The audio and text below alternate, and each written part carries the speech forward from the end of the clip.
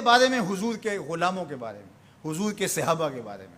والذین معہ، اور جو ان کے ساتھی ہیں، ان کے ساتھ ہیں، اشداء علی الکفار، وہ کافروں پہ سخت ہیں، رحماء بینہم، اور آپس میں نرم.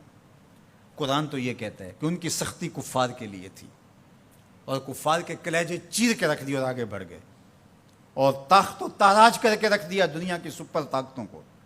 اسلام کے جھنڈے دنیا کے کونے کونے پہ گاڑ دیے. یہ ان کے سینے میں وہ امڑتے ہوئے طوفان تھے جس کے آگے کوئی ٹھہر نہیں سکتا تھا. بدر کی کہانیاں دیکھیں، صرف 2 گھوڑے، 6 زرہیں، 8 تلواریں، اور جن کے پاس تلوار نہیں تھی کھجور کے ڈنڈے توڑ لیے. یہ اللہ کے مجاہد تھے، چلے تھے جنگ کرنے کو. کیا جذبوں کی فراوانی تھی، کیا دل آویز کہانیاں ہیں ان کی عزتوں کی. کیسے کھڑے ہوئے، کس شان سے کھڑے ہوئے. تو قرآن تو یہ بتاتا ہے، سیر کی کتب تو یہ بتاتی ہیں، رسول اللہ کے فرمان تو یہ بتاتے ہیں کہ کفار کو انہوں نے چیر کے رکھ دیا اور آگے بڑھے، اور کفار کے لیے سخت تھے لیکن آپس میں نرم تھے. اب عبداللہ ابن سبا کے متبعین کی گھڑی ہوئی لولی لنگڑی روایات یہ بتاتی ہیں کہ یہ آپس میں لڑ رہے تھے. تو مجھے بتائیں، ہمارے نظریے کے لیے جو دلیل چاہیے وہ قرآن اور حدیث سے لیں گے یا عبداللہ ابن سبا کے متبعین کی گھڑی ہوئی روایات سے لیں گے؟ تو قرآن تو یہ بتاتا ہے رحماء بینہم، یہ آپس میں نرم دل تھے. باقی ایک باشعور معاشرے کے اندر اختلاف رائے ہو جانا وہ ایک الگ بات ہے. وہ میرا آپ سے ہو سکتا ہے، آپ کا میرے سے ہو سکتا ہے. آپ جتنی دور سے چل کے آئے ہیں، محبتوں کے ساتھ آئے ہیں، ایک محبت لے کر آئے ہیں، لیکن میری کسی بات سے آپ کو اختلاف ہو جائے تو اس کا یہ مطلب تو نہیں کہ میں آپ کو اپنے مخالفین کی فہرست میں شامل کر دوں. تو یہ تو کوئی بات نہیں ہے. اہل رائے کے درمیان رائے کا اختلاف، باشعور لوگوں کے درمیان کسی چیز کا اختلاف، یہ امر آخر ہے. اختلاف آخر اور چیز ہے، مخالفت اور چیز ہے. رائے کا اختلاف اور چیز ہے، حسد بغض کینہ اور چیز ہے. تو قرآن نے جو بتایا ہے رحماء بینہم، یہ آپس میں نرم دل تھے، آپس میں بھی ان کی محبت تھی، اور اہل بیت کے ساتھ ان کا جو ربط و رشتہ تھا وہ عقیدت کا تھا، گہرا تھا، مضبوط تھا. یہ آپس میں ہر وقت جو تاریخی کہانیاں بتاتی ہیں کہ دستوں گریباں رہتے تھے، ایسا قطعاً نہیں ہے، بلکہ ان کی پیار کی کہانیاں ہیں. مسجد سے باہر نکلتے ہیں جناب ابو بکر رضی اللہ تعالیٰ عنہ اور مولا کائنات سیدنا علی المرتضیٰ رضی اللہ تعالیٰ عنہ. آگے امام حسن کھیل رہے ہیں، بچے تھے، تو حضرت ابو بکر اٹھا کے کندھوں پہ بٹھا لیتے ہیں. اللہ اکبر، کندھوں پہ بٹھا لیتے ہیں، اور حضرت علی سے مخاطب وہ کہتے ہیں یہ تیرے جیسا تو نہیں، یہ تو حضور جیسا ہے، اس کی شکل تو حضور سے ملتی ہے. تو مولا علی آگے سے مسکرا رہے ہیں، کہتے ہیں یہ شبیہ رسول ہے. علی یہ تیری شبیہ نہیں، یہ رسول اللہ کی شبیہ ہے. تو یہ محبت کی کہانیاں نہیں تو اور کیا ہیں؟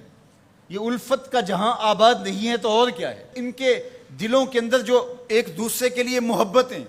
ریاض النظرہ فی مناقب عشرہ مبشرہ میں یہ واقعہ لکھا ہے. حضرت سیدنا علی المرتضیٰ رضی اللہ تعالیٰ عنہ فرماتے ہیں حضرت عمر کا دور خلافت تھا، میں رات کو سویا تو خواب دیکھتا ہوں. خواب میں کیا دیکھا کہ مصلی پہ کھڑے ہیں مسجد نبوی میں حضور اور نماز پڑھا رہے ہیں. تو کہتے ہیں حضور نے 2 مخصوص صورتیں پڑھی، پھر حضور نے سلام پھیرا. تو سلام جب حضور پھیرتے تھے تو بہت جلد رخ پلٹ کے صحابہ کی طرف کر لیتے تھے. حضور جانتے تھے صحابہ میری زیارت کے لیے ترس گئے ہوں گے، چونکہ اتنے لمحے بھی کب گزرتے تھے. تو حضرت علی فرماتے میں نے خواب میں دیکھا کہ کوئی خاتون باکورہ لے کے کھجوروں کی شکل میں حضور کی خدمت میں حاضر ہو گئی. اب جو جتنے بھی نمازی تھے حضور نے ان کو بانٹنا شروع کر دیا، ایک ایک کھجور حضور نے سب کو عطا کی. تو کہتے ہیں کہ حضور نے مجھے بھی ایک کھجور عطا کی. جب میں نے اس کو کھایا تو اتنی لذیذ تھی کہ زندگی میں اتنا مزہ کبھی کھجور کا آیا نہیں تھا. حضور نے مجھے ایک دی، باقیوں کو بھی ایک ایک عطا کی. میرے دل میں تھا کہ حضور سے عرض کروں حضور مجھے ایک اور عطا کر دے، لیکن ادب حیا مانے رہا. میں آرزو رکھنے کے باوجود دوسری کھجور مانگ نہیں سکا. اسی اثناء میں میری آنکھ کھل گئی. آنکھ کھلی تو کھجور کا ذائقہ میرے منہ میں موجود تھا. مسجد نبوی میں ادھر اذان ہو رہی ہے، میں نے جلدی سے وضو کیا اور سنتیں پڑھی اور مسجد نبوی میں پہنچا تو حضرت عمر نماز پڑھا رہے تھے. اور جو صورتیں رات خواب میں حضور سے میں نے سنی تھی حضرت عمر بھی وہی تلاوت کر رہے تھے. مجھے لگا کہ رات والے خواب کی کوئی تعبیر تو نہیں ہے. خیر جب سلام پھرا تو حضور کے طریقے کے مطابق وہ بھی رخ پھیر کے صحابہ کی طرف بیٹھ گئے. میں نے دیکھا ایک طرف سے ایک خاتون کھجوریں لے کر کے بھی آ گئی. اب مجھے پکا ہو گیا کہ خواب کی تعبیر ہی میں لے. خیر حضرت عمر بانٹنے لگے تو مجھے بھی کھجور دی. میں نے وہ کھائی تو واقعی وہ بہت لذیذ تھی.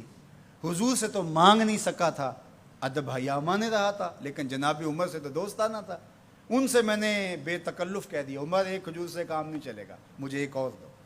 تو جناب عمر نے میری جانب معنی خیز نظروں سے دیکھا اور پھر مسکرا کے بولے, حضور نے دی تھی کہ میں بھی دوں. ان کی تو آپس میں دوستیوں کا تعلق تھا, ان کی تو محبتوں کے رشتے تھے, اور ہم ان کو آپس میں کھڑا کیا ہوا ہے.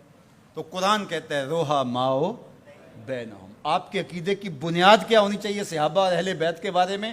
قرآن کس نص سے روحا ماؤ بینہم. روایت کوئی کتنی بھی بڑی کتاب میں کیوں نہ لکھی ہو, اس میں سکم ہو سکتا ہے, راوی جھوٹ بول سکتا ہے, لیکن قرآن کی تو قطعی بات ہے نا. اس لیے قرآن کہتا ہے روحا ماؤ بینہم. یہ تو آپس میں پیار کرنے والے تھے, یہ تو آپس میں محبت کرنے والے تھے, ان کا تو الفتوں کا رشتہ تھا, ایک دوسرے کے وزیر اور مشیر رہے ہیں, ایک دوسرے کے کاموں میں ان کی معاونت کرتے رہے ہیں. یہ تو محبت کے ربط اور رشتے رکھتے تھے اور ایک دوسرے سے پیار